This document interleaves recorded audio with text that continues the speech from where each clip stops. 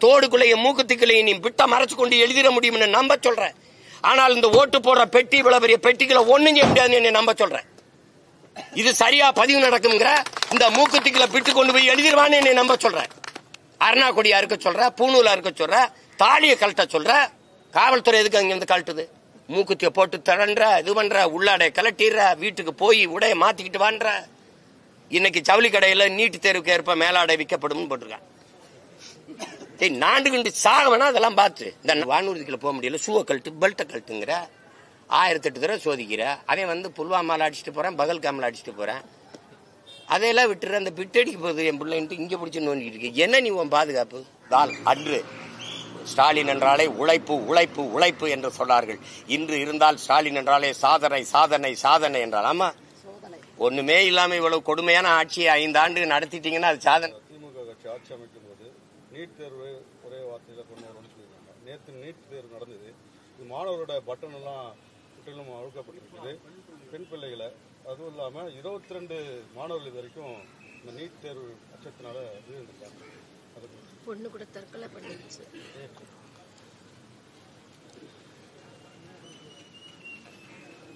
பலமுறை இதை கண்டித்து இதை எதிர்த்து நான் ஊடகத்தின் வாயிலாகவும் சரி பொதுக்கூட்டங்களின் வாயிலாகவும் பேசியிருக்கேன். இது மாநில தன்னாட்சி மாநில சுயாட்சி நாயகர் என்று விழா எடுத்து பாராட்டிக் கொள்கிறவர்கள் வெட்கப்படணும். இந்த நீட்டுங்கிற இந்த தேர்வு முறையில் பல கேள்விகளை நாங்கள் எழுப்புறோம். அதுக்கு யாரிடத்திலையும் பதில் இல்லை. இந்த நீட்டுங்கிற தேர்வு முறைதான் தரமான மருத்துவரை உருவாக்கும் என்பதை எப்படி உறுதி தர்றீங்க? நான் 12ஆம் வகுப்பு +2 தேர்வில் 1200க்கு 1199 180 இப்படி வாங்கி வர்றேன். ஆனால் நான் மருத்துவம் படிக்கணுங்கிற எனக்கு கனவு இருக்கு. ஆனால் நீட்டு தேர்வு எழுதணுங்கிறீங்க. அதில் நான் தோற்றுறேங்கிறீங்க. ஒரு 850 மதிப்பெண்களை பெற்று அதை எல்லையில தேர்ச்சி வர்ற, பார்டர்ல பாஸ் பண்ணி வர்ற ஒரு மாணவன் நீட்ல தேர்ச்சி பெற்றால் அவன் மருத்துவம் படிக்க தகுதியான மாணவன்கிறீங்க. இது எந்த மாதிரியான போக்கு என்பதை மனச்சான்று இருக்கிற மக்கள், அறிவார்ந்த பெருமக்கள் இதை ஆழ்ந்து சிந்திச்சு பார்க்கணும். இந்த நீட் அதுக்கு சிறப்பு பயிற்சிங்கிற பேர்ல பல ஆயிரம் கோடியை அதை நடத்துகிற முதலாளிகள் நிறுவனங்கள் சம்பாதிக்கிறதுக்கு வழிவகுத்ததை ஒழிய தரமான மருத்துவரை உருவாக்குதா, போலி மருத்துவர்களை உருவாக்குதா என்பதை உங்கள் முன்னாடி உங்க பார்வைக்கே நான் வைக்கிறேன். இந்த நீட் தேர்வை நடத்துகிற நிறுவனம் எது? இந்த நாடு நடத்துதா? அமெரிக்காவில் இருக்கிற ப்ரோமெட்ரிக்குங்கிற ஒரு நிறுவனம், தனியார் நிறுவனம் நடத்துது. இந்த கேள்வியை நான் பலமுறை எழுப்பியிருக்கேன். உன் நாட்டின் மாணவனுக்கு தேர்வையே நடத்த முடியாத, அதுக்கு தகுதி இல்லைன்னு சொல்ற நீ, அது அமெரிக்காவில் இருக்கிற ஒரு தனியார் நிறுவனம் தான் உன் நாட்டின் தரமான மருத்துவ மாணவர்களை தேர்வு செஞ்சு தருவாங்கிற நிலைமை எவ்வளவு அவமானகரமானது என்பதை என் இன மக்கள், என் அன்பு சொந்தங்கள் ஆழ்ந்து சிந்திச்சு பார்க்கணும். இது எவ்வளவு கொடுமையானதுன்னு பாருங்க. அவன் யாரு? இந்திய நாட்டின் மருத்துவ மாணவர்களை, இந்த நாட்டுக்கு தரமான மருத்துவ மாணவர்களை தேர்வு செய்வதற்கு அவன் எனக்கு நேர்த்திக்கடனா? இது எங்க இல்ல எங்க குலதெய்வம் கோயில்ல வந்து எந்த கோயில்ல வந்து அவனுக்கு என்ன தேவை இருக்குது? என்ன தேர்வு இருக்குது? ஒரு மாணவனை தேர்வு செய்யற தேர்வை நடத்த முடியாது. நீ ஒரு நாட்டின் தலைவனை தேர்வு செய்யறதுக்கு தேர்தல் எப்படி சரியா நடத்துவ? எப்படி நடத்துவ? இதுல என்ன முறை? நீட்ல நான் தேர்ச்சி பெற்று வந்துடுறேன். எனக்கு பாடம் நடத்தக்கூடிய பேராசிரியர் பெருந்தகைகள் யார்? மருத்துவ பேராசிரியர்கள் யார்? பழைய மருத்துவர்கள் தான். அந்த பாடத்திட்டம் என்ன? பழைய பாடத்திட்ட முறைதான். அப்ப அதே பேராசிரியர் பெருமக்கள், அதே பாட முறை, எப்படி மருத்துவம் மட்டும் இப்படி தரமா வந்துடும்? அதே தரம் தான். ஆனால் நீட்டு தேர்வு எழுதி வருவதாலேயே ஒரு தரமான மருத்துவன் வந்துருவான்னு நீங்க சொன்னா எவ்வளவு பெரிய வைத்துக்காரத்தனம்ங்கிறத சிந்திச்சு பார்க்கணும். இந்த தேர்வு முறையை கொண்டு வரும்போதே ஒடுக்கப்பட்ட கல்வி பல ஆயிரம் ஆண்டுகளா பல நூறாண்டுகளா மறுக்கப்பட்ட சிற்றூர்கள்ல நான் வசதி இருக்கு, தனி பயிற்சி வச்சு படிச்சுக்கிறேன். எனக்கு மின் விளக்கு இருக்குது, எனக்கு எல்லாம் இருக்குது. ஆனால் இது எதுவும் இல்லாத சிற்றூர்கள் இருக்கிற மாணவன், அவனுக்கு மருத்துவ கனவு வரக்கூடாதா? கிராமப்புறங்கள்ல வரக்கூடாது? கல்வி மறுக்கப்பட்ட சமூகங்கள் இருக்குது. இந்த தலைமுறையில தான் படிச்சவங்களா இருக்கு. நான்லாம் எங்க ஊர்ல 5வது பட்டதாரி. அதுக்கு முன்னாடி எவ்வளவு காலம் இருந்த கல்வி எவ்வளவு மறுக்கப்பட்டிருக்க சிற்றூர்களா நாங்க இருக்கோம். சிமிலி விளக்குல, மண்ணெண்ணெய் விளக்குல படிச்சவங்க. அப்ப எங்கள் நிலைமையெல்லாம், அப்ப நீ அந்த மாதிரி வரும்போது அவனெல்லாம் மருத்துவ கனவு பாலாகி போயிரும், பொசுங்கி போயிரும். கருகி போயிரும்ங்கிற ஒரு கனவு, இது ஒரு தொலைநோக்கு பார்வை இல்லாது எப்படி இந்த நீட்டு தேர்வை காங்கிரஸ் கொண்டு வந்த போது இதே திமுக அரசு எப்படி ஆதரிச்சது? என் தங்கச்சி அனிதா செத்த பிறகு ஏற்பட்ட புரட்சியில, அவன் மரணத்தில் ஏற்பட்ட கொந்தளிப்பு கொதிப்புல உடனே ஐயோ இல்ல நாங்க அப்படி இப்படி நீட்டை நாங்க ஒழிப்போம், அதுக்கு ரகசியம் வச்சிருக்கோம்னு நீங்க கதை விட்டீங்க. 60 லட்சத்துக்கு மேல கையெழுத்து வாங்க. நீங்க என்ன பண்ணீங்க? சேலம் மாநாட்டில் குப்பையில் தூக்கி போட்டு போயிட்டீங்க. யார்கிட்ட கொடுத்தீங்க அந்த கை? ஐயா பிரதமர் மோடியை சந்திச்சீங்க, ஐயா உள்துறை அமைச்சர் அமித்ஷாவை சந்திச்சீங்க, முதல்வர் சந்திச்சார், தம்பி உதயநிதி துணை முதல்வர் சந்திச்சார். என்ன செஞ்சீங்க? எங்க கொடுத்தீங்க? எங்க கொடுத்தீங்க? இது பாதிக்கும்னு தெரியாம எப்படி இந்த முறையை கொண்டு வந்தீங்க? சரி, நீட்டை எழுதுறாங்க. இந்தியா முழுமைக்கு மாணவர்கள் நீட்டு தேர்வு எழுதுறாங்க. என் மாநிலத்தில் மட்டும் ஏன் இந்த கொடுமை நடக்குது? இந்தியாவில் எந்த மாநிலத்தில் என் பிள்ளைகளுடைய துப்பட்டாவை எடுக்கிறான், பூணூலா இருக்கிறான், தலைமுடியை விரிச்சு விடுறான், முழுக்கை போட்ட சுடிதார்னா அரக்கையா வெட்டுறான், உள்ளாடையை எந்த மாநிலத்தில் கலட்டுறான்? என் பிள்ளையோட உள்ளாடையை கலட்ட நீ யார்? எது கலட்டுற? அந்த தேர்வு நடத்துற ஆணையர் அந்த மேற்பார்வையில் கடத்துற காவல்துறைக்கு என்ன வேலை? மனச்சான்றோட இந்த நாட்டு மக்கள் இதை யோசிக்கணும். இதை நீட்டு வேணாங்கிறாரு, இப்படிலாம் பேசக்கூடாது. மூக்குத்தி தோடு எவ்வளவு பெருசு இருக்கும்? மூக்குத்தி அறிவார்ந்த மக்கள் செஞ்சு பாருங்க. இந்த மூக்குத்தி எவ்வளவு பெருசு? இந்த மூக்குத்திக்குள்ள பிட்ட கொண்டு போய் பார்த்து எழுதிட முடியும்னு நம்புதா அந்த சமூகம்? நம்புதா? ஏன் அங்க கண்காணிப்பு கருவி வை, சிசிடிவி கேமராவை வை. அப்ப மேற்பாளர்கள் சூப்பர்வைசர் இருக்கான்ல, அவன் என்ன பண்ணிட்டு இருக்காரு? அவர் என்ன பண்ணிட்டு இருக்காரு? பார்த்து எழுதும் போது அப்படிக்க மாட்டாரா? இந்த தோடுக்குள்ளைய மூக்குத்திக்குள்ளைய நீ பிட்ட மறைச்சு கொண்டு எழுதிட முடியும்னு நம்ப சொல்றேன். ஆனால் இந்த ஓட்டு போடுற பெட்டி, இவ்வளவு பெரிய பெட்டிகளை ஒண்ணும் செய்ய முடியாதுன்னு நம்ப சொல்றேன். இது சரியா பதிவு நடக்குங்கிற இந்த மூக்குத்திக்குள்ள பிட்டு கொண்டு போய் எழுதிடுவான்னு என்னை நம்ப சொல்றேன். அருணா கொடியா இருக்க சொல்ற, பூணூலா இருக்க சொல்ற, தாலியை கழட்ட சொல்ற. இதெல்லாம் ஒரு ஜனநாயக நாடா? ஏன் எனக்கு படிக்கிறது இந்த நாட்டில் மட்டும் நான் விரும்பிய கல்வியை கற்கிறது ஏன் எனக்கு இவ்வளவு கடினமையா இருக்கு? ஏன் உலகத்தில் எந்த நாட்டிலே கல்வி ஏன் சுகமா இல்லாம சுமையா இருக்கு? ஏன் இவ்வளவு கொடுமையா இருக்கு? உங்களெல்லாம் யாரா மருத்துவராக சொன்னதுன்னு கேட்கிறீங்களா? என்ன கணக்கில் இதை கொண்டு வரீங்க? வட இந்தியாவில் நான் அறிவார்ந்த பெருமக்களே, நான் வேணா காணொலி ஆவணத்தை காட்டுறேன். வட இந்தியாவில் இதே நீட்டு தேர்வு எழுதும் போது புத்தகத்தை விரிச்சு வச்சு எல்லாரும் எழுதுறான். அந்த மேற்பார்வையாளர், அந்த பார்வையாளர் சூப்பர்வைசர் என்ன பண்றாரு? கதவு அடையில் நின்றுகிட்டு யாராவது வர்றானு பார்த்துட்டு இருக்காரு. நீங்க எல்லாம் பார்க்க தவறி இருந்தா நான் அந்த காணொலியை தரேன், நீங்க ஒளிபரப்புங்க. இத்தனை மாநிலங்கள் நடக்கும்போது ஏன் மாநிலத்தில் மட்டும் ஏன் இந்த கொடுமை நடக்குது? தமிழ்நாட்டில் மட்டும் பிள்ளைகளை பொத்தானா இருக்கிறது. இந்த பொத்தானுக்களை பிட்டு கொண்டு வர முடியுமா? என்ன வேலை இது? காவல்துறை எதுக்கு அங்கிருந்து கழட்டுது? மூக்குத்திய போட்டு தரன்ற, இது பண்ற, உள்ளாடைய கலட்டிடுற, வீட்டுக்கு போய் உடைய மாத்திக்கிட்டு வான்ற. இன்னைக்கு ஜவுளி கடையில நீட்டு தேர்வுக்கு ஏற்ப மேலாடை விற்கப்படும் போட்டிருக்கான். நாண்டு கண்டு சாகவனா அதெல்லாம் பார்த்து இந்த நாடா? அது நாடா? கேட்ட நாங்க தான் எல்லா உரிமையும் பாதுகாத்து. என்ன இதை பாதுகாத்தீங்க நீங்க? என்ன உரிமையை பாதுகாத்த? இதெல்லாம் கலட்டிட்டு இதெல்லாம் அறுத்துட்டு என் பிள்ளைய விட அள வச்சு கண்ணீரோட உள்ள போய் தேர்வு எழுதுனா இது மாதிரி ஒரு மனித வதை கொடுமை ஏதாவது உண்டா? என்ன மனநிலையில் என் பிள்ளை போய் எழுதும்? படித்த பாடம் எப்படி நினைவில் வரும்? எப்படி வரும்? போன தடவை உள்ளாடை கழட்டி விட்டு உட்காந்து கடைசி வரைக்கும் தேர்வு தான் மூளையில் உட்காந்து அழுதுட்டு போச்சு. எப்படி அவ உயரமாச்சுக்கிறோம்? எப்படி இருப்பா? தான் மருத்துவம் படிப்பேன், நான் டாக்டரா வருவேன், என்னவாகிறாயின்னு ஆசிரியர் கேட்கிறான். இந்த நாட்டில் ஒரு சாபக்காடு. ஒருத்தன் கூட நான் நல்ல அரசியல் தலைவனாகணும், நல்ல வேளாண் குடிமகன் ஆகணும் ஒருத்தனும் சொல்றதில்லை. எல்லாம் டாக்டர் இன்ஜினியர் தான். ஆய் தொலை, டாக்டர் ஆகு. அப்படி கனவோட நான் மருத்துவராவேன்னு சொல்லி வந்த என் பிள்ளைகளுக்கு கடைசி அவன் கூட படித்த நண்பனை, சமூகத்தை, பெற்றோர்களை, உறவினர்களை எதிர்கொள்ள முடியாம தானே உயிரை மாய்த்துக்கிட்டு போகுது. பச்சை பிள்ளைகளை கொல்ற, குடிக்க வச்சு கொல்ற, படிக்க போற இடத்துலயும் தேர்வு விடாம கொல்ற. என்னதான் அது நாடுது? என்னதான் நாடுது? கொடுமை. பித்தான வெட்டிக்கிட்டு மூக்குத்திய போட்டு கலட்டிக்கிட்டு இருக்கான். அறிவு யாராவது கேட்க மாட்டீங்களா? யாருமே கேட்க மாட்டீங்களா? எங்க இந்த மூக்குத்திகளை எப்படிங்க பிட்டு கொண்டு போக முடியும்? எப்படி கொண்டு போக முடியும்? தாலியில என்னங்க பிட்டு கொண்டு எப்படிங்க கொண்டு போய் பார்த்து எழுதிட முடியும்? குடிக்க வச்சும் தாலியா இருக்கிற, படிக்க வச்சு தேடுவதும் தாலியா இருக்கிற. இது என்ன நாடுது? கேட்டா நாங்க தான் சுயாட்சி நாயகன். இதான் சுய ஆட்சியா? தேர்தல் வரும்போது பிள்ளைகள்லாம் கடைசி அரை மணி நேரம் உட்கார்ந்து மனதுக்குள்ள நினைவுபடுத்தி அமைதியான சூழ்நிலையில் போய் அந்த பிள்ளைய தேர்வு எழுதணும். வாசல்ல நிக்க வச்ச அந்த பிள்ளைகளை காட்சிய பாருங்க. உன் மகளோ என் தங்கச்சியோ உன் மகளோ உன் தங்கச்சியோ எழுதுனா உன் மனநிலை எப்படி இருக்குமான்னு பாரு. மறுபடியும் இவங்களுக்கு ஓட்ட போட்டு கேவலப்படுத்தி நாட்டை நாசம் பண்ணிட்டு கேள்வி வேற, என்ன செய்யறதுன்னு தெரியாம. இதுக்கெல்லாம் முடிவு கட்டுற ஒரு காலம் வருது. நீ மாத்தலைன்னா பாரு, நானு என் பாட்டன் அயோத்தியாச பண்டிதர் மேல ஆணையிட்டு சொல்றேன், ஒரு நாள் நான் வந்து உட்கார்ந்தவன நீட்டை பாக்குறேன், நீட்டு வேற எங்கேயாவது காட்டுன்றேன் நான்.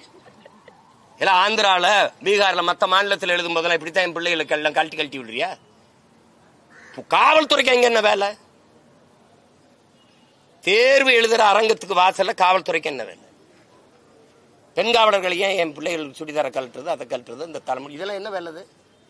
ஏன்னா அக்யூஸ்ட் ஆனாங்கல்ல, என்னது இது? ஏடா இவ்வளவு சோதிக்கிற? ஆதார் கார்டு கேட்ட, கைரேகை கண்வெளியில எடுத்த, செக்யூரிட்டின்ற ஏர்போர்ட்டுக்குள்ள வானூர்திக்குள்ள போக முடியல, ஷூவை கழட்டு பெல்ட்டை கழட்டுங்கிற, 1008 தடவை சோதிக்கிற. அவன் வந்து புல்வாமால அடிச்சுட்டு போறேன், பகல்காமில் அடிச்சுட்டு போறேன், அதையெல்லாம் விட்டுற. அந்த பிட்டடிக்கு போகுது என் பிள்ளைன்ட்டு இங்க பிடிச்சி நோண்டிட்டு இருக்கு. என்ன நீ உன் பாதுகாப்பு? கேவலம் கேவலம். இத்தனை மாநிலங்கள் எழுதும் போது என் மாநிலத்தில் மட்டும் இந்த துயரம் தொடருது. கேட்டா இவங்கெல்லாம் நல்லாட்சி கொடுத்துட்டேன்னு அவரே சொல்லிப்பாப்ல, அவரே சொல்லிப்பா. அவர் சொல்றாரு பாருங்க, தலைவர் கலைஞர் அவர்கள் மட்டும் இன்று இருந்தால், அன்று ஸ்டாலின் என்றாலே உழைப்பு உழைப்பு உழைப்பு என்று சொன்னார்கள். இன்று இருந்தால் ஸ்டாலின் என்றாலே சாதனை சாதனை சாதனை என்றால். ஆமா, ஒண்ணுமே இல்லாம இவ்வளவு கொடுமையான ஆட்சியை 5 ஆண்டு நடத்திட்டீங்கன்னா அது சாதனை தானே. அது அப்படி சாதனை தான் சொல்லணும்.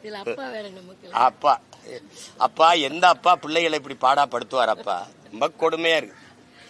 குடிக்க போறன்னு கூட ஒரு வசதி இருக்குங்க, அது உட்காந்து குடி அப்படின்னு எல்லாம் நின்று ஒழுங்கு மரியாதையா கொடுக்குறான். படிச்சு தேர்வு எழுத போற என் பிள்ளைகளை நீங்க படுத்துற பாடு ஒண்ணு இல்ல. எல்லாரும் தேர்வு எழுதணும், பிரதமர்ல இருந்து எல்லா அமைச்சர் முதலமைச்சர் எல்லாம் தேர்வு எழுதணும். நீதிபதினா தேர்வு எழுதுறீல, வழக்கறிஞர் தேர்வு இருக்கு, ஐபிஎஸ்க்கு தேர்வு இருக்கு, ஐஏஎஸ்க்கு தேர்வு இருக்கு, எல்லாத்துக்கும் தேர்வு இருக்கு, மருத்துவருக்கு தேர்வு இருக்கு, எக்ஸிட்டு நீட்டு எக்ஸிட்டு எல்லாம் வைக்கிறா. இந்த அமைச்சர் நாட்டையே கட்டி ஆள்ற பிரதமர், உள்துறை அமைச்சர், நிதி அமைச்சர், இந்த இருக்கிற முதலமைச்சர், இந்த அமைச்சர்களுக்கு என்ன தேர்வு இருக்கு? அப்ப என்ன செய்யணும்னா, மக்கள் தேர்வு செஞ்சுட்டாங்க எம்எல்ஏ வாரு, எம்பிஆர். ஆனா அமைச்சர் ஆகணும்னா வா, நீ ஒரு நீட்டல் வா, இங்க வாப்பா. ஒரு சிலபஸ், இலக்கியம், வரலாறு, அறிவியல், புவியியல், வேளாண்மை, மருத்துவம் எல்லாவற்றையும் ஒரு பாடமா வைப்பா, வச்சு படிப்பா. படிச்சு உண்மையிலேயே நல்ல நீதிபதிகள், நேர்மையான ஓய்வு பெற்ற நீதிபதிகள் அதை திருத்தட்டும், வேல்யூ பண்ணட்டும். வந்து நீ எழுதி வந்து அதிக மதிப்பெண் பெற்றுட்டாங்க. நல்ல மதிப்பெண் பெற்றவர் பிரதமர், முதலமைச்சர், ஓரளவுக்கு பெற்றவர் உள்துறை அமைச்சர். அப்ப வருவோம். தோற்று போனா வெளியில போய் சாதாரண எம்பி எம்எல்ஏவா இரு. சும்மா வந்து எல்லாரும் தேர்வு எழுதுன, இவர் எதையும் எழுத மாட்டாப்ல. உங்களுக்கு ஆடுங்க, இது ஒரு கொடுமை தான். வேற ஏதாவது கேளுங்க, வெறியாயிர போறேன். காலையில படிச்சு செய்தியை படிச்சு தலகாஞ்சி போயிருக்கு. தலைவர் நடிகர் விஜய் வந்து கொடைக்கானல் படப்பிடிப்பு போயிருக்காரு. அங்க அறிவிக்கப்படாத ரோட் ஷோ மாதிரி நடத்திருக்காரு. அது குறித்து இப்போது 2026 தேர்தல் இவள இதுக்கு முன்னாடி நல்ல கேள்வி, எல்லாருக்கும் சொல்ல வேண்டிய கேள்வி. ஒரு வலிதோய்ந்த ஒரு கேள்வியை கேட்டீங்க, அறிவுபூர்வமான கேள்வி, மக்களுக்கு சொல்லணும். முதல்ல இதை ஒழிக்கணும். நீட் படிக்கிற, நீட் எழுதுற பிள்ளைக்கு மொத்தமாவே இது கொடுமை, அதை ஒழிக்கணும்னு சொன்னீங்க. இது ஒரு கேள்வி, இது என்னதுக்கு என்கிட்ட கேட்குறீங்க? அது என் தம்பிட்டு தான் கேட்கணும். நீங்க ஏங்க இப்படி பண்றீங்கன்னு கேட்கணும். எனக்கிட்ட 2026 தேர்தலுக்கு ரெடி ஆயிட்ட மாதிரி இருக்காரு, உங்க கருத்து என்னன்னு எனக்கிட்ட கேளுங்க. நான் ரொம்ப முன்னாடியே தயாராகி போயிட்டு இருக்கேன். ஏன் கட்சி, ஏன் அரசியல், இவங்க 2 பேருக்கு இல்ல, இவங்க 2 பேருக்கு தான். விளங்குதா? புரியுதா உங்களுக்கு? அதனால அதை விட்டுருங்க. அது என் தம்பியுடைய விருப்பம், அவர் செய்யறாரு. அதனால அதை போய் நான் கருத்து சொல்ல தயாரா இல்ல. வேற ஏதாவது அது மாத்தினாப்புல, அதாவது அது மாத்தினாப்புல அங்க இருக்கிற தீண்டாமையோ, அது அந்த சாதிய இழிவோ அதெல்லாம் ஒளிஞ்சு போய் சமத்துவம் வந்துரும்னா நீங்க மாத்தலாம். இந்த காலனிங்கிறத எடுத்துட்டாப்புல, அதுக்கு நாங்க நேத்தான் ஆட்சிக்கு வந்த மாதிரி பேசிட்டு இருக்கோம். ரொம்ப நாளாவது காலனி தான் இருக்கு. நாங்க சொன்னோம் குடியிருப்புகளா மாற்றி எங்களுடைய முன்னவர்கள் பெயர்ல அந்த குடியிருப்புகளை வச்சிருவோம்னு நாங்க சொன்னோம். அதை இன்னைக்கு யாரோ, அது இப்பதானே தமிழ்ல அரசாணை வருது. திடீர்னு பாரதாசன் வந்து எங்க தாத்தா இருக்காப்புல, போன வாரம் தான் பிறந்திருக்காப்புல. அதனால இப்ப அவரு பிறந்த நாள் விழா கொண்டாடி ஒரு வாரம், தமிழ் வாரம் நீங்க கொண்டாடுங்க. ஆனால் கொண்டாடுகிற பெருமக்களுக்கு ஒண்ணு சொல்லுவேன், புரட்சி பாவலன் பாக்கல்ல கொண்டாடும் போது இந்த பாவை எல்லாரும் பாடணும். எது? சிங்கத்தின் குகைக்கில் சிறு நரிக்கு இடம் கொடுத்தோம், செந்தமிழ் நாட்டின் உரிமை இழந்தோம், பொங்கும் உணர்வில் எழுந்தமிழ் அரசு போர் தொடங்கிட்டு கொட்டடா முரசுங்கிறத யாராவது ஒருத்தர் சொல்லணும். அப்புறம் நறுக்குவோம் பகையின் வேர் சிறுத்தை பெருங்கூட்டம், நாம் தமிழர் என்று முரசறைவாய். அதையும் பாடணும். எப்படியே அதையும் பாடணும். சும்மா அங்க வந்துகிட்டு கொண்டாடிட்டு சும்மா இனிப்பு கொடுத்துக்கிட்டு சுத்திட்டு இருக்க கூடாது. புரியுதா? என்னதான் கொண்டாடுறீங்கன்னு நான் பார்க்கத்தானே போறேன். அங்க போயிட்டு எங்கள் தளபதி போல உண்டா, எங்கள் சின்னவர் போல உண்டா, இந்த கொடுமையெல்லாம் கேட்கக்கூடாதுன்னு அவன் முன்னாடி சேர்த்து போயிட்டான். வேற வேற திருநீர்மலை பகுதியில 2022ஆம் ஆண்டு ஒரு கிணறு வெட்டுறாங்க சார். அதுக்கு 12,50,000 ரூபாய் செலவு பண்ணி வெட்டுறாங்க. அது இப்போ நேத்து சரியா சொல்றீல இப்படி உடனே அதை யாரும் பாத்திரக்கூடாதுன்னு ஜேசிபி அந்த கிணறே மூடிட்டாங்க. அது இது வந்து திராவிட மாடல்ல வருது. இது 2.0 வருதுல, திராவிட மாடல் 2.0ல. அது இதை விட நல்லா இருக்கும். தம்பி ரொம்ப வேதனை வந்துருச்சு, நான் சிரிச்சிட்டு அப்படியே போயிடணும் தம்பி. இப்ப எனக்கு வந்து ரொம்ப வேதனையா இருக்கு, வலியா இருக்கு, சிரிச்சிட்டு போயிருவோம் வாங்க. ஆனா இதை சரி செய்யணுங்கிற வெறி. இப்ப உங்களுக்கு ஒரு கோபம் வருது இல்ல, இந்த கோபத்தை தயவு செய்து இந்த கோப நெருப்பை அணைய விடாம இருங்கன்னு. ஒரு 6 மாசம் தான் இருக்கு. இவங்களை பொசுக்கணும், தயவு செய்து இவங்களை ஒழிக்கணும். இதை விட கொடுமை இந்த பாலம் கட்டி திறக்கிறதுக்கு முன்னாடி இழிஞ்சு விழுந்தது, பள்ளிக்கூடம் கட்டி திறக்க முன்னாடி இழிஞ்சு விழுந்தது. பாலம் கட்டிட்டு போறாங்க, ஒரு மலையில காணாம பாலத்தை. இதெல்லாம் ரோடு போடப்படல தம்பி, ரோடு மூடப்படுது. இப்ப நான் என் வீட்டுக்கு வந்து பாத்தீங்கன்னா குண்டுங்குழியுமா இருக்கும், அதான் மலை மேல வண்டி ஓட்டி போற மாதிரி இருக்கும். ஆனா தேர்தல் வரும்போது ரோடு போடப்படாது, அந்த குண்டுகுழி மூடப்படும். இது ஒரு ஆட்சி முறை, இந்த ஆட்சி முறை சரித்திர புகழ் பெற்ற திராவிட மாடல் என்று குறிக்கப்படுகிறது. இதுக்கு பேரு திராவிட மாடல். இந்த ஓல்டு மாடல் அம்பாசிடரை ஈயம்பித்தால பேர்ச்சம்பளைக்கு தூக்கி போடல, பார்த்தே நீ. சிபிஎஸ்இ மாணவர்கள் 5வது படிக்கக்கூடிய பிள்ளைகளுக்கும் 8வது படிக்கக்கூடிய பிள்ளைகளும் கட்டாய தேர்ச்சி முறை கிடையாது, ரத்து செஞ்சிருக்காங்க.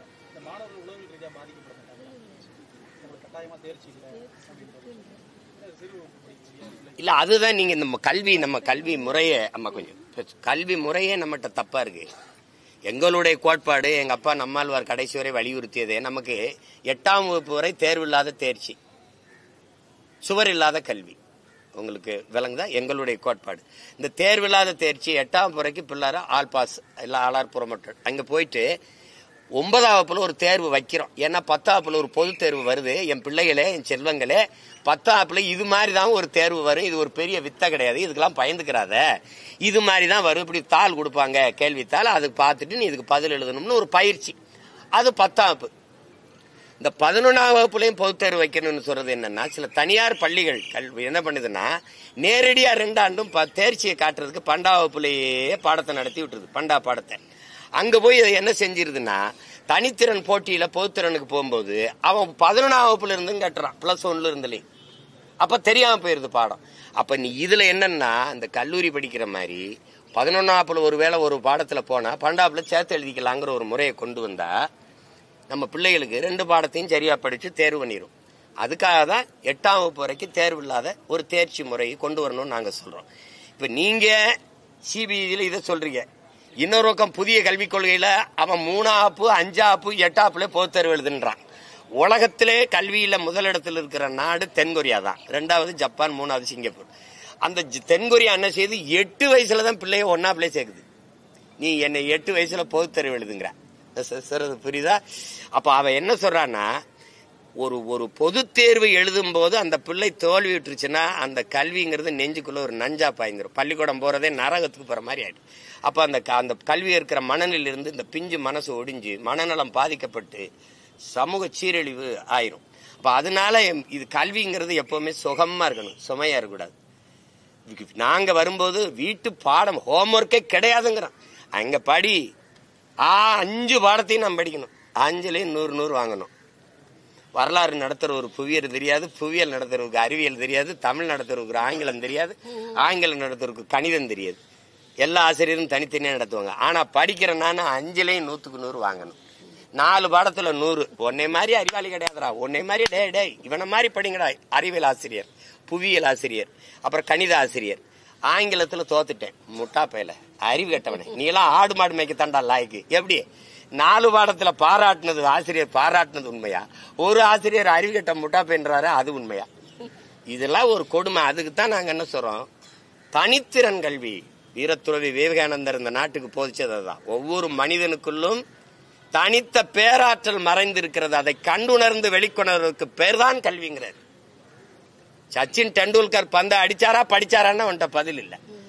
எங்களுடைய ஈடு இணையற்ற இசை மேதை எங்க அப்பா இளையராஜா படிச்சாரா இசை அமைச்சாரா? எங்க ஐயா நடிகர் திலகம் உலகத்துல அவரை மிஞ்சின ஒரு நடிகன் இன்னும் பிறக்கல, பிறக்க போதும் இல்ல.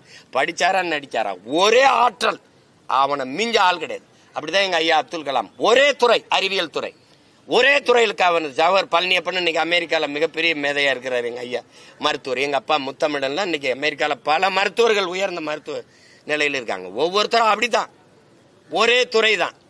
எங்க அப்பா பாரதி ராஜாவை எங்க அப்பா இளையராஜா மாதிரி இசைமின்னு சொல்லக்கூடாது, இந்த பாவத்துக்கு அந்த அப்பா மாதிரி படம் எடுன்னு சொல்லக்கூடாது. அவரவர் துறையில் மேதமை, அதை நீங்க பாக்கணும்.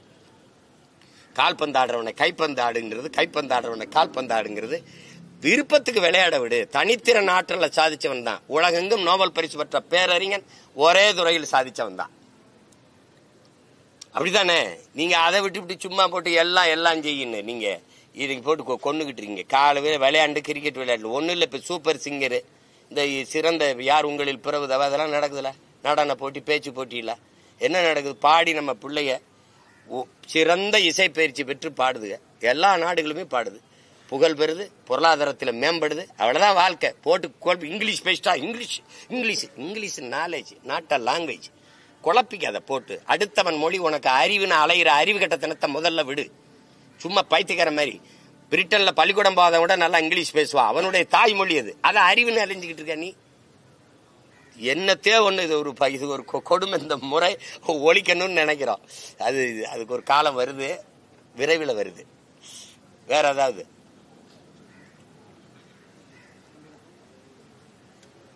இருக்கா? எங்க பாட்டனார் அயோத்தியாசர் பண்டிதருடைய பெரும்புகள் போற்றுவோம். அவருக்கு கவனவை நிறைவேற்ற எல்லோரும் பாடுபடுவோம். நன்றி, வணக்கம்.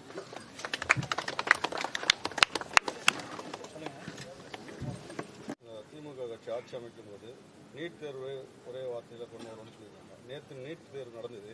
இது மாணவரோட பட்டன் எல்லாம் முற்றிலும் அழுக்கப்பட்டிருக்குது. பெண் பிள்ளைகளை, அதுவும் இல்லாம 22 மாணவர்கள் இது வரைக்கும் இந்த நீட் தேர்வு அச்சத்தினால வீழ்ந்திருக்காங்க. பொண்ணு கூட தற்கொலை பண்ணிடுச்சு.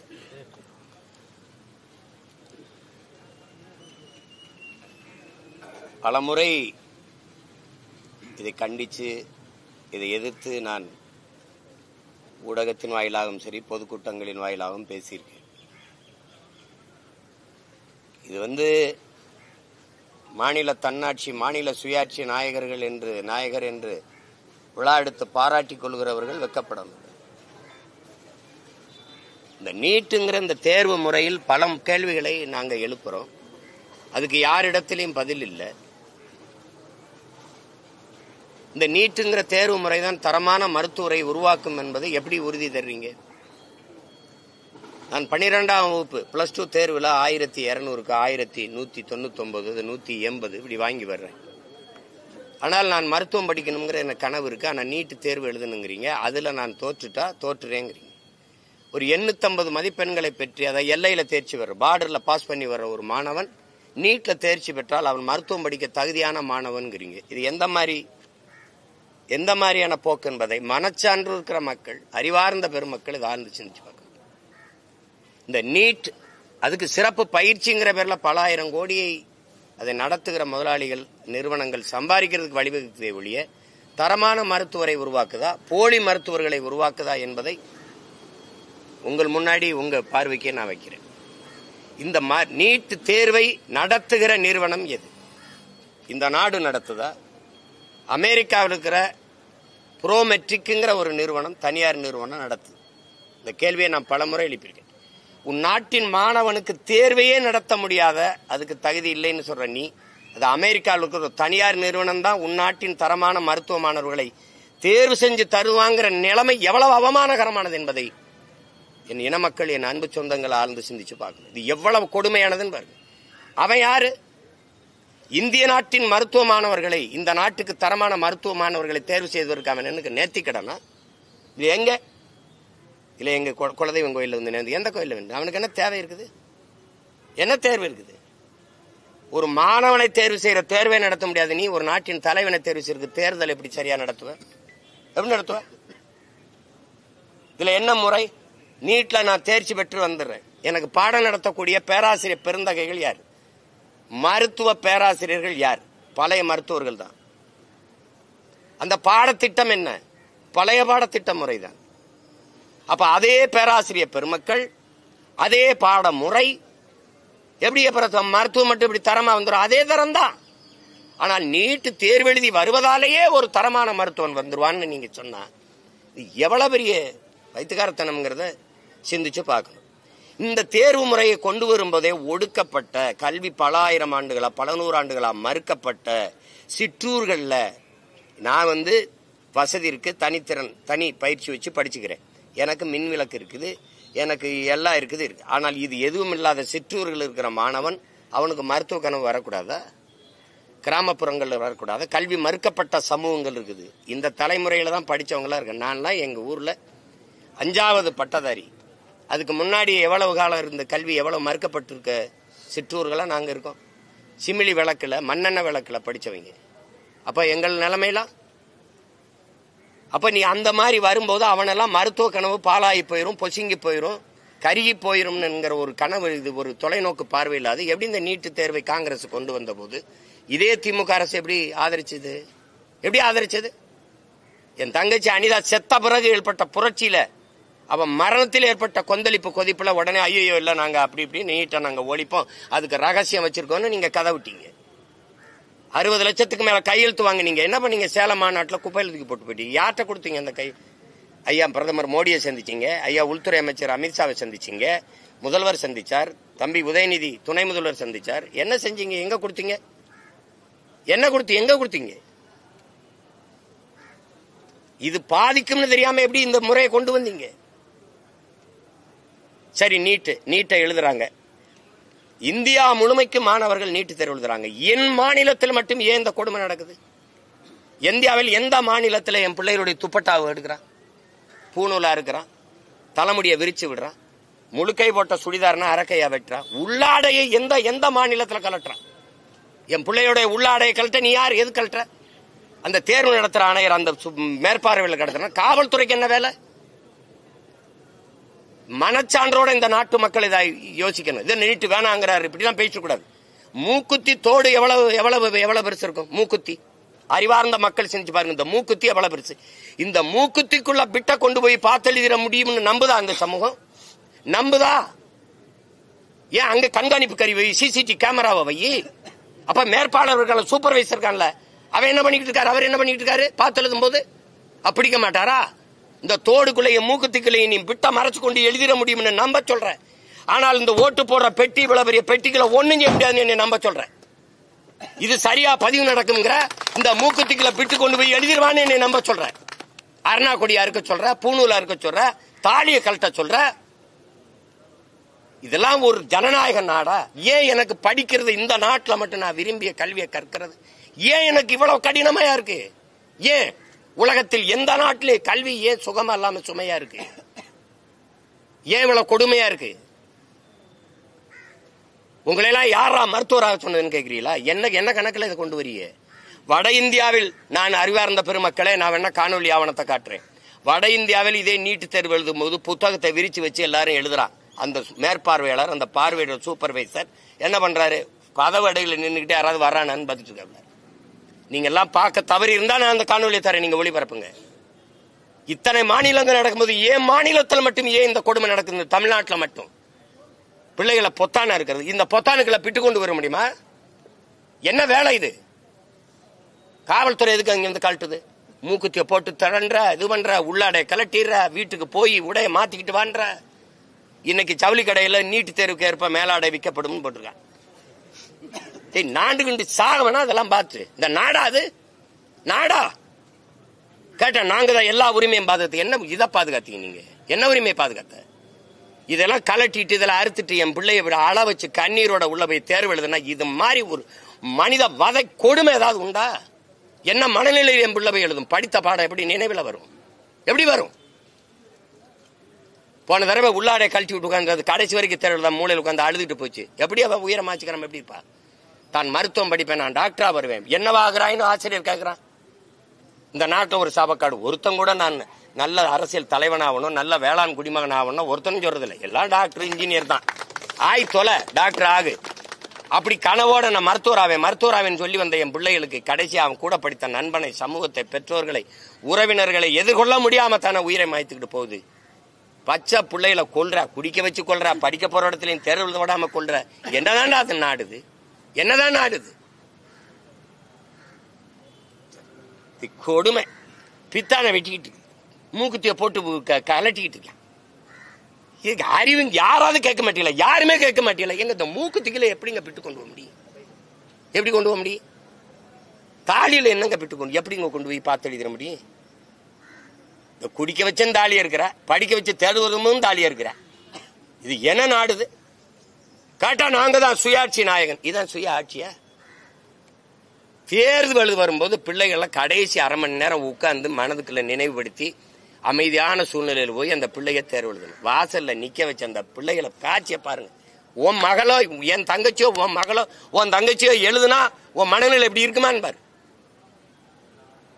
மறுபடி இவங்களுக்கு ஓட்ட போட்டு கேவலப்படுத்தி நாட்டை நாசம் பண்ணிட்டு இந்த கேள்வி வேற என்ன செய்யறதுன்னு தெரியாம இதுக்கெல்லாம் முடிவு கட்டுற ஒரு காலம் வருது.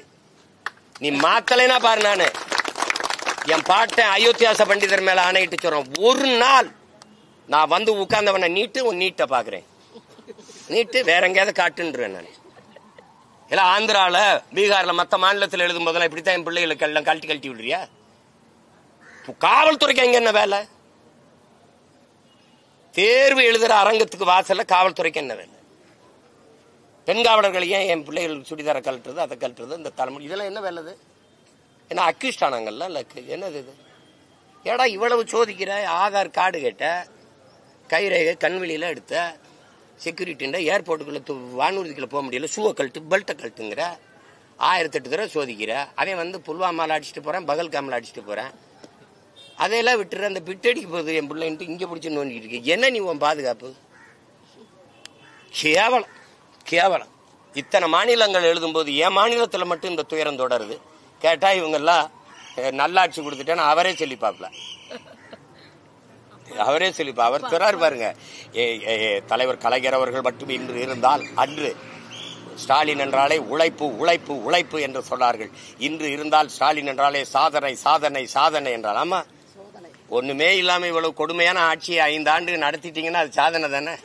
அது அப்படி சாதனை தான் சொல்லணும். அப்பா அப்பா எந்த அப்பா பிள்ளைகளை இப்படி பாடாப்படுத்துவார்? அப்பா ரொம்ப கொடுமையா இருக்கு. குடிக்க போறன்னு கூட ஒரு வசதி இருக்குங்க. அது உட்காந்து குடி அப்படின்னு எல்லாம் நின்று ஒழுங்கு மரியாதையா கொடுக்குறான். படிச்சு தேர்வு எழுத போற என் பிள்ளைகளை நீங்க படுத்துற பாடு ஒண்ணு இல்ல. எல்லாரும் தேர்வு எழுதணும். பிரதமர்ல இருந்து எல்லா அமைச்சர், முதலமைச்சர் எல்லாம் தேர்வு எழுதணும்.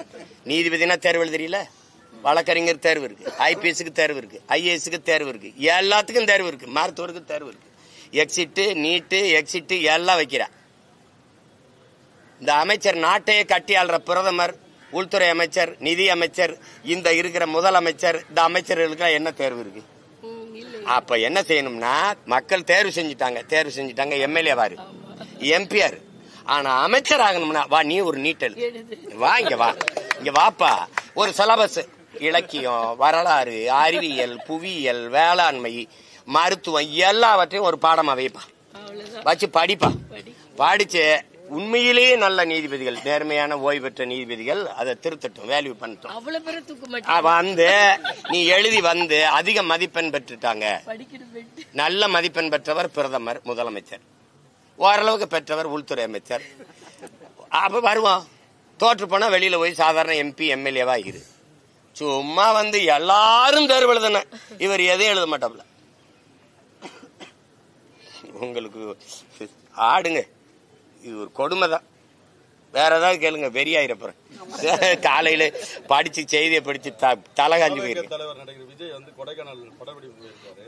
அங்க அறிவிக்கப்படாத ரோட் ஷோ மாதிரி நடத்திருக்காரு. அது குறித்து இப்போ அப்போது 2026 தேர்தல் இவள இதுக்கு முன்னாடி நல்ல கேள்வி, எல்லாருக்கும் சொல்ல வேண்டிய கேள்வி, ஒரு வலிதோய்ந்த ஒரு கேள்வியை கேட்டீங்க, அறிவுபூர்வமான கேள்வி, மக்களுக்கு சொல்லணும். முதல்ல இதை ஒழிக்கணும். நீட் படிக்கிற நீட் எழுதுற பிள்ளைக்கு மொத்தமாவே இது கொடுமை, அதை ஒழிக்கணும்னு சொன்னீங்க. இது ஒரு கேள்வி, இது என்னதுக்கு என்கிட்ட கேக்குறீங்க? அது என் தம்பிட்டு தான் கேட்கணும். நீங்க ஏங்க இப்படி பண்றீங்கன்னு கேட்கணும். எனக்கிட்ட பாக்குறீங்க 2026 தேர்தலுக்கு ரெடி ஆயிட்ட மாதிரி இருக்காரு. உங்க கருத்து என்னன்னு என்கிட்ட கேளுங்க. நான் ரொம்ப முன்னாடியே தயாராகி போயிட்டு இருக்கேன். ஏன் கட்சி, ஏன் அரசியல், இவங்க 2 பேருக்கு இல்ல, இவங்க 2 பேருக்கு தான். விளங்குதா? புரியுதா உங்களுக்கு? அதனால அதை விட்டுருங்க. அது என் தம்பியுடைய விருப்பம், அவர் செய்யறாரு. அதனால அதை போய் நான் கருத்து சொல்ல தயாரில்ல. வேற ஏதாவது ஆதிதிராவிடர் பள்ளி சீர்மரபினர் பள்ளி பேரை மாத்தணும், அது மாத்தினாப்புல பொது பள்ளியா மாத்தணும். அதாவது அது மாத்தினாப்புல அங்க இருக்கிற தீண்டாமையோ அது அந்த சாதிய இழிவோ அதெல்லாம் ஒளிஞ்சு போய் சமத்துவம் வந்துரும்னா நீங்க மாத்தலாம். இந்த காலனிங்கிறத எடுத்துட்டாப்புல அதுக்கு நாங்க நேத்தான் ஆட்சிக்கு வந்த மாதிரி பேசிட்டு இருக்கோம். ரொம்ப நாளாவது காலனி தான் இருக்கு. நாங்க சொன்னோம் குடியிருப்புகளா மாற்றி எங்களுடைய முன்னவர்கள் பெயர்ல அந்த குடியிருப்புகளை வச்சிருவோம்னு நாங்க சொன்னோம். அதை இன்னைக்கு யாரோ அது இப்பதானே தமிழ்ல அரசாணை வருது. திடீர்னு பாரதாசன் எங்க தாத்தா இருக்காப்ல, போன வாரம் தான் பிறந்திருக்காப்ல.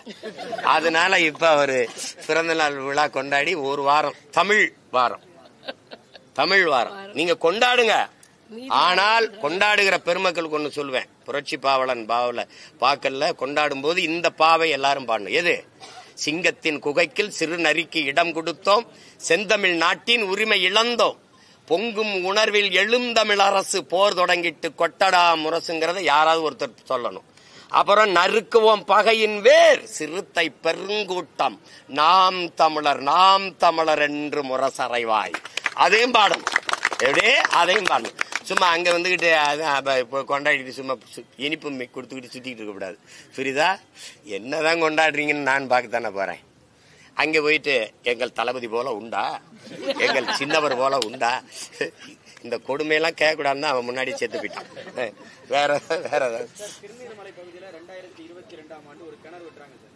அதுக்கு 12,50,000 ரூபாய் செலவு பண்ணி வெட்டுறாங்க. அது இப்போ நேத்து சரியா சொல்றீல இப்படி உடனே அதை யாரும் பாத்திரக்கூடாதுன்னு ஜேசிபி அந்த கிணறையே மூடிட்டாங்க. அது இது திராவிட மாடல்ல வருது. இது 2.0 வருதுல, திராவிட மாடல் 2.0ல. அது இதை விட நல்லா இருக்கும். தம்பி ரொம்ப வேதனை வந்துருச்சுன்னா சிரிச்சிட்டு அப்படியே போயிடணும் தம்பி. இப்ப எனக்கு ரொம்ப வேதனையா இருக்கு, வலியா இருக்கு, சிரிச்சிட்டு போயிருவோம் வாங்க. ஆனா இதை சரி செய்யணுங்கிற வெறி. இப்ப உங்களுக்கு ஒரு கோபம் வருது இல்ல, இந்த கோபத்தை தயவு செய்து இந்த கோப நெருப்பை அணைய விடாம இருங்கன்னு ஒரு 6 மாசம் தான் இருக்கு. இவங்களை பொசுக்கணும், தயவு செய்து இவங்களை ஒழிக்கணும். இதை விட கொடுமை இந்த பாலம் கட்டி திறக்கிறதுக்கு முன்னாடி இழிஞ்சு விழுந்தது, பள்ளிக்கூடம் கட்டி திறக்க முன்னாடி இழிஞ்சு விழுந்தது. பாலம் கட்டிட்டு போறாங்க ஒரு மலையில காணாம பாலத்தை. இதெல்லாம் ரோடு போடப்படல தம்பி, ரோடு மூடப்படுது. இப்ப நான் என் வீட்டுக்கு பாத்தீங்கன்னா குண்டுங்குழியுமா இருக்கும், அதான் மலை மேல வண்டி ஓட்டி போற மாதிரி இருக்கும். ஆனா தேர்தல் வரும்போது ரோடு போடப்படாது, அந்த குண்டுகுழி மூடப்படும். இது ஒரு ஆட்சி முறை. இந்த ஆட்சி முறை சரித்திர புகழ் பெற்ற திராவிட மாடல் என்று குறிக்கப்படுகிறது. இதுக்கு பேரு திராவிட மாடல். இந்த ஓல்டு மாடல் அம்பாசிடரை ஈயம்பித்தால பேர்ச்சம்பளைக்கு தூக்கி போடல, பார்த்தே நீ. சிபிஎஸ்இ மாணவர்கள் 5வது வகுப்பு படிக்கக்கூடிய பிள்ளைகளுக்கும் 8வது படிக்கக்கூடிய பிள்ளைகளும் கட்டாய தேர்ச்சி முறை கிடையாது, ரத்து செஞ்சிருக்காங்க. இந்த மாணவர்கள் உளவியல் ரீதியாக பாதிக்கப்பட மாட்டாங்க. உங்களுக்கு கட்டாயமா தேர்ச்சி இல்லை அப்படின்றது சிறு வகுப்பு படிக்கக்கூடிய இல்ல. அதுதான் நீங்க நம்ம கல்வி முறையே கொஞ்சம் கல்வி முறையே நம்மகிட்ட தப்பா இருக்கு. எங்களுடைய கோட்பாடு, எங்க அப்பா நம்மாழ்வார் கடைசி வரை வலியுறுத்தியதே நமக்கு 8ஆம் வகுப்பு வரை தேர்வு இல்லாத தேர்ச்சி, சுவர் இல்லாத கல்வி.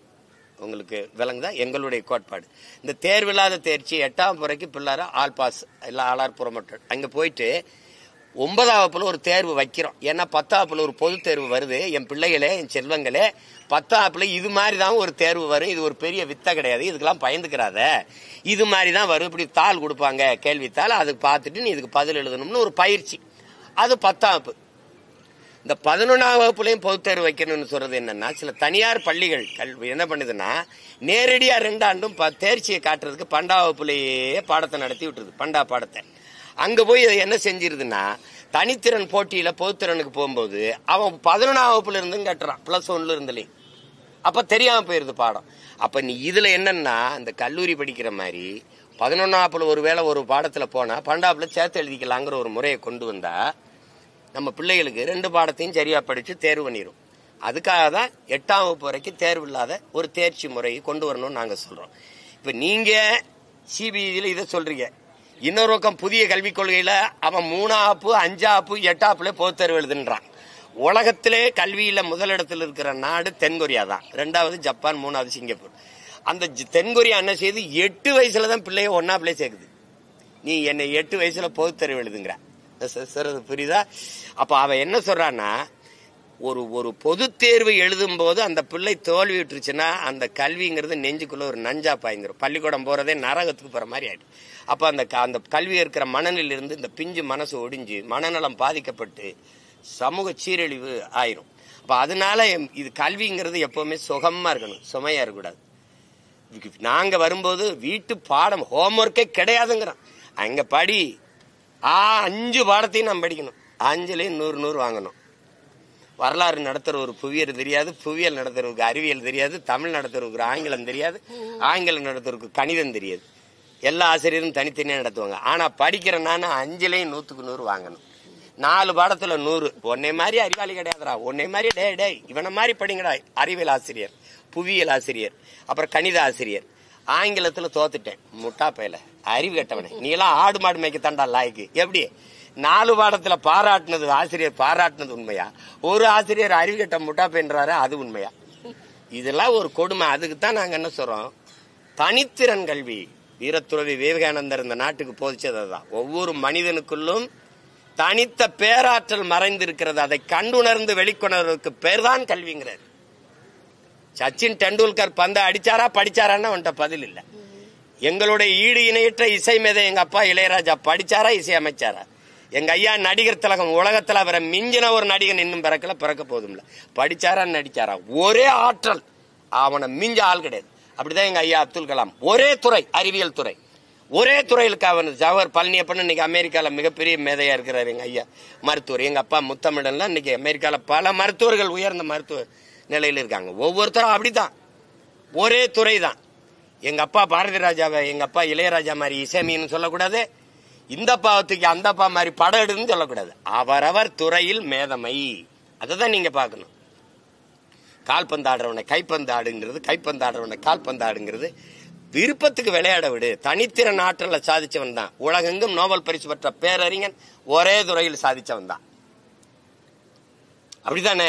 நீங்க அதை விட்டு சும்மா போட்டு எல்லாம் செய்யணும். நீங்க இதுக்கு போட்டு கொண்டுகிட்டு இருக்கீங்க. காலையில விளையாண்டு கிரிக்கெட் விளையாண்டு ஒன்னும் இல்ல. இப்ப சூப்பர் சிங்கரு, இந்த சிறந்த யார் உங்களில் பிறகுதவ, அதெல்லாம் நடக்குதுல. நடன போட்டி, பேச்சு போட்டி இல்ல, என்ன நடக்குது? பாடி நம்ம பிள்ளைய சிறந்த இசை பயிற்சி பெற்று பாடுதுங்க. எல்லா நாடுகளுமே பாடுது, புகழ் பெறுது, பொருளாதாரத்தில் மேம்படுது. அவ்வளவுதான் வாழ்க்கை. போட்டு இங்கிலீஷ் பேசிட்டா English knowledge, not a language. குழப்பிக்காத போட்டு. அடுத்தவன் மொழி உனக்கு அறிவுன்னு அலைகிற அறிவு கட்டத்தனத்தை முதல்ல விடு. சும்மா பைத்தியக்கார மாதிரி. பிரிட்டன்ல பள்ளிக்கூடம் போகாத விட நல்லா இங்கிலீஷ் பேசுவான், அவனுடைய தாய்மொழி அது. அதை அறிவுன்னு அழிஞ்சுக்கிட்டு இருக்க நீ. என்னத்தே ஒண்ணு. இது ஒரு கொடுமை. இந்த முறை ஒழிக்கணும்னு நினைக்கிறோம். அதுக்கு ஒரு காலம் வருது, விரைவில் வருது. வேற ஏதாவது